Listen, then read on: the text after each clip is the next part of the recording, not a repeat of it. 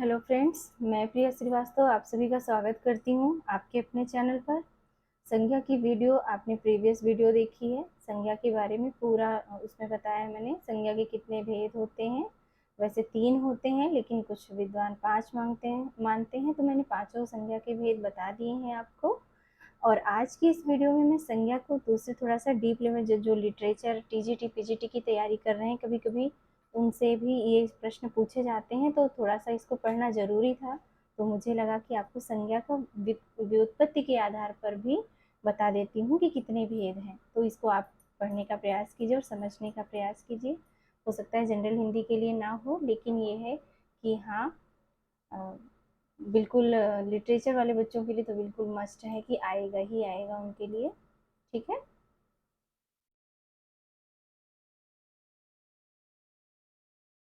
ठीक है। देखिए, व्युत्पत्ति के आधार पर संज्ञा के भेद। देखिए, जैसे मैंने पहले ही आपको वैसे बताए थे कि वो 5 प्रकार के होते हैं संज्ञा के भेद, जो अ, वो तो हो गया। ठीक है, इसके बाद अब हम देखते हैं व्युत्पत्ति के आधार पर संज्ञा के भेद कितने प्रकार के होते हैं। तो संज्ञा के 3 प्रकार होते हैं। कितने होते हैं? 3 प्रकार होते हैं। ठीक है, अब इन संज्ञा के भेदों में आप ये देख सकते हैं।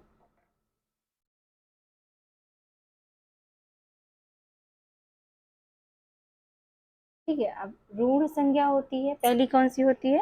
रूढ़ संज्ञा। रूढ़ संज्ञा में जिन शब्दों के, देखिए परिभाषा आपको बताती हूँ, उसके बाद उदाहरण भी बताऊंगी, जिससे आपको काफी अच्छे से समझ में आएगा। ठीक है, तो देखिए, जिन शब्दों के, अच्छा एक बार मैं आपको पहले समझा देती हूँ फिर परिभाषा लिखती हूँ। देखिए, जिन शब्दों के सार्थक खंड ना किए जा सकें, अर्थात जिन शब्दों के खंड कोई सार्थक या निश्चित अर्थ न प्रदान करें, न प्रकट करें, उन्हें रूढ़ संज्ञा कहते हैं। जिन शब्दों, अब आप क्या समझ रहे हैं? देखिए, जिनके अगर हम खंड कर दें, जिन शब्दों के अगर हम खंड कर दें तो उसका कोई सार्थक अर्थ ना हो, कोई सार्थक अर्थ हमें ना मिले कि क्या है। ठीक है, तो वो क्या होते हैं? रूढ़ संज्ञा शब्द होते हैं। देखिए कैसे इसकी परिभाषा समझते हैं। जिन शब्दों के सार्थक, सार्थक आप समझते हैं ना, जिनका अर्थ निकले। ठीक है, सार्थक का मतलब जिनका अर्थ हो, अर्थ के साथ जो शब्द होते हैं उनको सार्थक शब्द कहते हैं। ठीक है, तो क्या है? जिन शब्दों के सार्थक खंड न किए जा सकें, अर्थात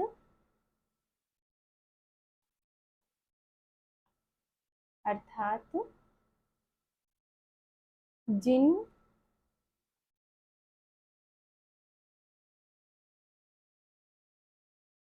शब्दों के खंड कोई सार्थक या निश्चित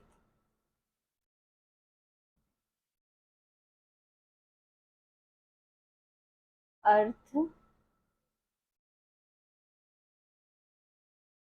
न प्रकट करते हों, उन्हें या वे शब्द रूढ़ संज्ञा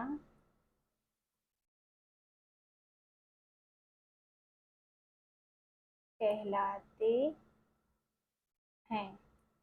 ठीक है, अब उदाहरण भी देख लेते हैं। देखिए कैसे है। जिन शब्दों के सार्थक खंड न किए जा सके, अर्थात जिन शब्दों के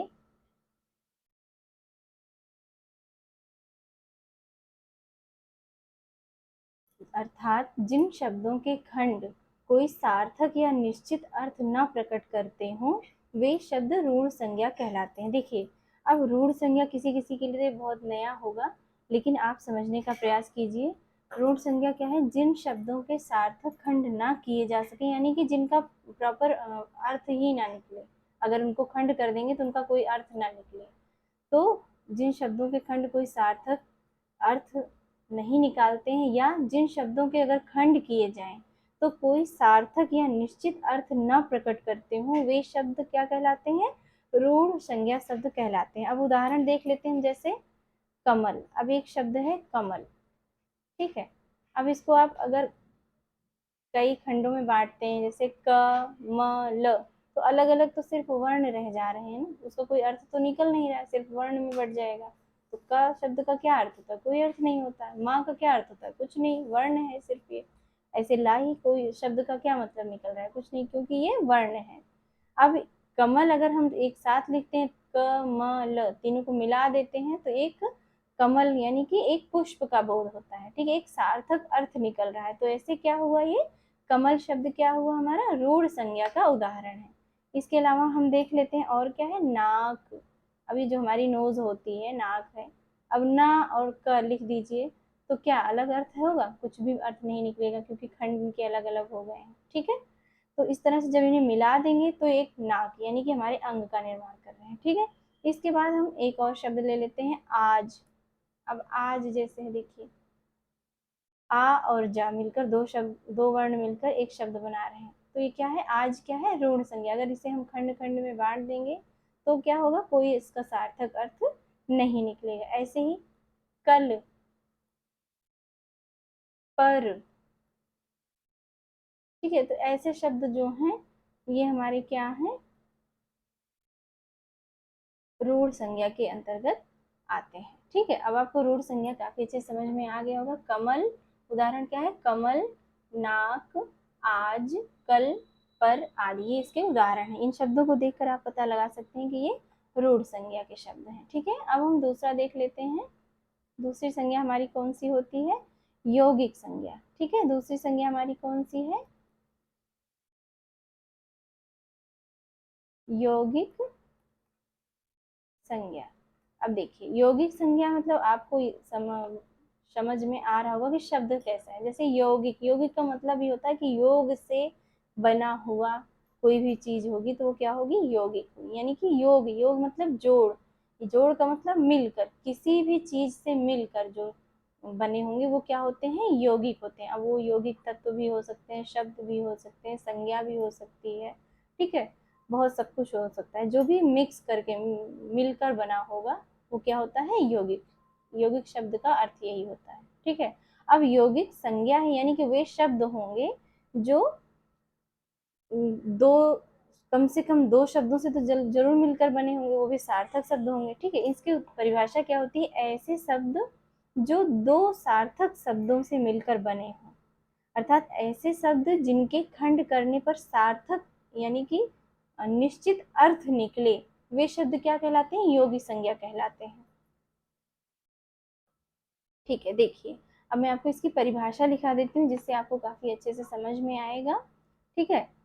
क्या है? ऐसे शब्द, अब इसका उदाहरण भी आपको समझाऊंगी, पहले परिभाषा बता दिया मैंने, अब आप थोड़ा सा नोट डाउन कर लीजिए, लिख लेंगे तो अच्छा रहेगा ज्यादा, ठीक है। यौगिक संज्ञा ऐसे शब्द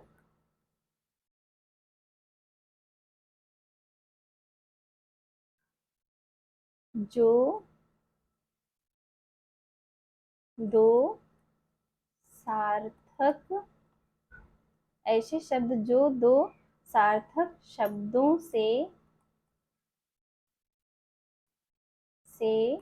बने हों या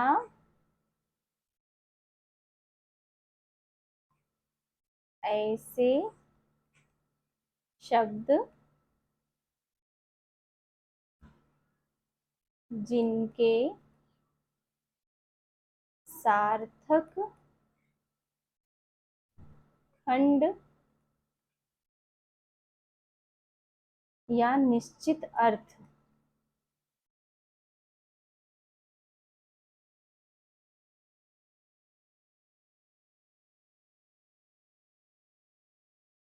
प्रकट करने वाले, यानी कि सार्थक खंड का मतलब जो निश्चित अर्थ प्रकट करने वाले शब्द होते हैं या खंड होते हैं, ठीक है। सार्थक खंड हो, यानी या ऐसे शब्द जिनके सार्थक खंड हो, ऐसे शब्द क्या कहलाते हैं, उन्हें क्या कहते हैं हम, उन्हें यौगिक संज्ञा कहते हैं, ठीक है। ऐसे शब्द जो दो सार्थक शब्दों से बने हों या ऐसे शब्द जिनके सार्थक खंड निश्चित अर्थ प्रदान करते हों या प्रकट करने वाले हों, उन्हें यौगिक संज्ञा कहते हैं। अब इसका उदाहरण भी देख लेते हैं तो आपको अच्छे से समझ में आ जाएगा। उदाहरणों के द्वारा आसानी हो जाती है समझने में, परिभाषा भी समझ में आ जाती है और शब्द भी। जैसे विद्यालय, कौन सा शब्द है, जैसे विद्यालय, ठीक है। उदाहरण क्या ले लेते हैं इसमें, विद्यालय। अब ये देखिए, इसके अगर आप खंड करते हैं तो कैसे करेंगे, देखिए विद्या जमा आलय। अब देखिए, अब इनके दो खंड हमने कर दिए, ठीक है। तो दो खंड करने पर विद्या का भी एक अर्थ निकल रहा है, स्पष्ट अर्थ निकल रहा है, और आलय का भी, ठीक है। विद्या का मतलब विद्या ही होता है, ज्ञान होता है। आलय का मतलब जहाँ पर ज्ञान प्राप्त किया जाता है, स्थान, प्रॉपर जगह के बारे में बताया है, ठीक है। तो क्या हुआ, विद्यालय का विद्या आलय, तो इसके स्पष्ट अर्थ निकल रहे हैं, ठीक है।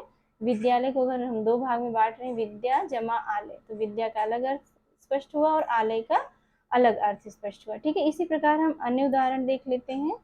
पुस्तकालय, पुस्तकालय।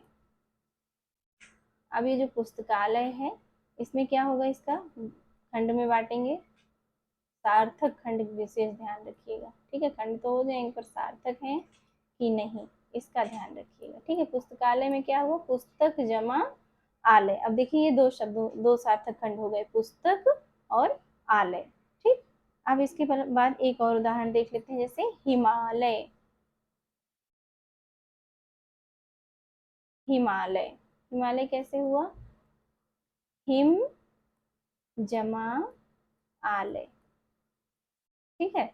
अब देखिए, अब हिम भी एक शब्द है जिसका मतलब बर्फ होता है, आलय भी एक शब्द है जगह, जहाँ जो हिम से बनी जगह होती है वो क्या होता है, हिमालय है, ठीक है।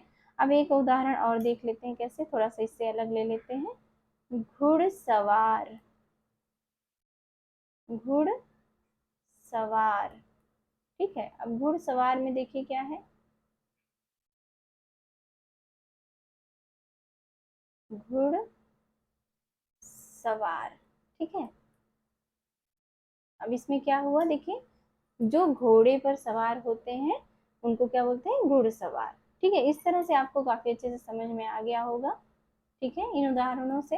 देखिए ऐसे ही आपको संधि भी समझ में आ जाएगी साथ के साथ ही थोड़ा बहुत, ठीक है। अब नेक्स्ट, अब इसको आप उदाहरण से समझ लिए, एक बार मैं आपको फिर से बता देती हूँ। ऐसे यौगिक संज्ञा क्या होती है, जैसे प्रश्न पूछा जाए यौगिक संज्ञा क्या है, या आप यौगिक संज्ञा को कैसे समझते हैं, तो आप क्या बताएंगे, ऐसे शब्द जो दो सार्थक शब्दों से बने हों या ऐसे शब्द जिनके सार्थक खंड निश्चित अर्थ प्रकट करने वाले हों, उन्हें यौगिक संज्ञा कहते हैं। अब यौगिक से ही नाम से स्पष्ट है कि दो शब्दों का, दो सार्थक शब्दों का संयोग जरूर हुआ है, योग जरूर हुआ है, ठीक है। अब उदाहरण के लिए विद्यालय हमने देख लिया, ठीक है, विद्यालय हो गया, विद्या जमा आलय से पुस्तकालय हो गया, पुस्तक जमा आलय, दोनों खंड देखिए स्पष्ट निश्चित अर्थ प्रदान कर रहे हैं, ठीक है। हिमालय देखिए, हिम जमा आलय, इसका भी स्पष्ट अर्थ पता चल रहा है। और घुड़सवार, घुड़ प्लस सवार, ये इससे क्या हो रहा है, हमारा स्पष्ट हो गया कि ये दो सार्थक खंडों से मिलकर बना हुआ था। अब हम तीसरे अपनी संज्ञा देख लेते हैं। तीसरी संज्ञा क्या है, तीसरी संज्ञा है हमारी योग ऋण संज्ञा, ठीक है। तीसरी संज्ञा कौन सी है हमारी, योग ऋण संज्ञा। आशा करती हूँ आपको समझ में आ रहा होगा। अगर आपको कुछ समझ में नहीं आता है तो आप प्लीज़ मुझसे दोबारा भी पूछ सकते हैं, कमेंट बॉक्स में आकर कमेंट कर सकते हैं। और बहुत जल्द मैं लाइव आने का भी कोशिश करूँगी, आप लोगों से जुड़ने का प्रयास करूँगी और हाथ के हाथ बिल्कुल उसी टाइम पर आपके प्रॉब्लम को सॉल्व कर दिया करूँगी। ठीक है, तो अभी आप ऐसे ही देखिए योग ऋण संज्ञा का क्या परिभाषा होगी और क्या उदाहरण होंगे। तो सबसे पहले मैं आपको इसकी परिभाषा बता देती हूँ। देखिए, ऐसे शब्द जो यौगिक तो होते हैं किंतु अपने सामान्य अर्थ को प्रकट न करके किसी परंपरा से विशेष अर्थ को प्रकट करते हैं। जैसे हमारा बहुव्रीहि समास होता है ना, बस वही लगभग समझ लीजिए। ठीक है, उन्हें हम क्या कहते हैं? योग ऋण संज्ञा कहते हैं। देखिए, जैसे ऐसे शब्द जो यौगिक तो होते हैं, ठीक है, किंतु अपने सामान्य अर्थ को नहीं प्रकट कर पाते हैं, बल्कि किसी परंपरा से विशेष अर्थ को प्रकट करते हैं, उन्हें योग ऋण संज्ञा कहते हैं। जैसे कमल हो गया, जलज हो गया। तो देखिए कमल नहीं, पंकज हो गया। पंकज का मतलब क्या हो गया? शब्द तो कुछ और है, पंख जमा जा। अभी मैं आपको बताऊंगी कि कैसे पंकज शब्द मिलकर बना है और इसका अर्थ क्या निकल रहा है। ठीक है, ऐसे जलज हो गया, ऐसे कई सारे उदाहरणों द्वारा आपको इसको समझाने का मैं प्रयास करूंगी। तो ठीक है, अभी स्टार्ट करते हैं। योग ऋण संज्ञा क्या है, इसकी परिभाषा कैसे लिखेंगे हम? ऐसे शब्द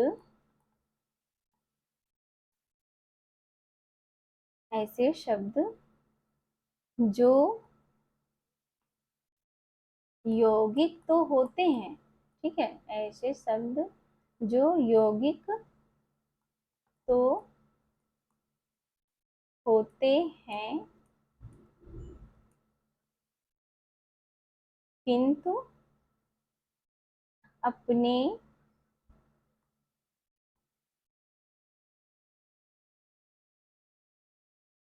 सामान्य अर्थ को न प्रकट करके, सामान्य अर्थ को न प्रकट करके किसी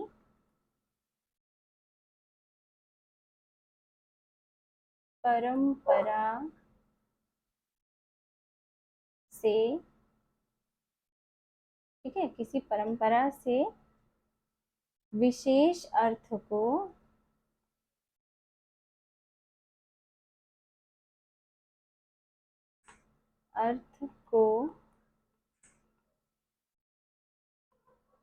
प्रकट करते हैं,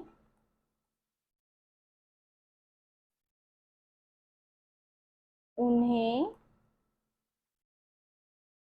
योग ऋण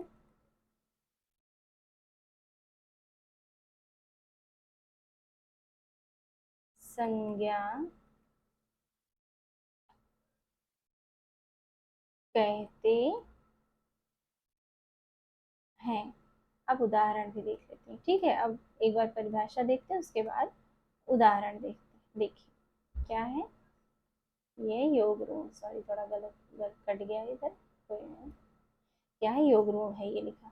देखिए, ऐसे शब्द जो यौगिक तो होते हैं किंतु अपने सामान्य अर्थ को न प्रकट करके किसी परंपरा से विशेष अर्थ को प्रकट करते हैं, उन्हें योग ऋण संज्ञा कहते हैं। अब उदाहरण देखिए, मैंने जैसे आपको पहले ही बताया था, पंकज। उदाहरण क्या है? पंकज। पंकज का मतलब क्या होता है? कमल। अब इसको जब हम बता रहे हैं परिभाषा के अनुसार तो क्या होता है? ये पंख जमा जा। अब पंख का मतलब होता है, पंख का क्या मतलब होता है? कीचड़। जा का मतलब होता है उत्पन्न हुआ, यानी कि जो कीचड़ में उत्पन्न हुआ हो।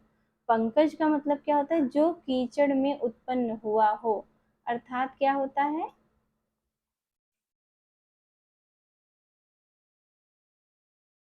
कमल। क्या होता है?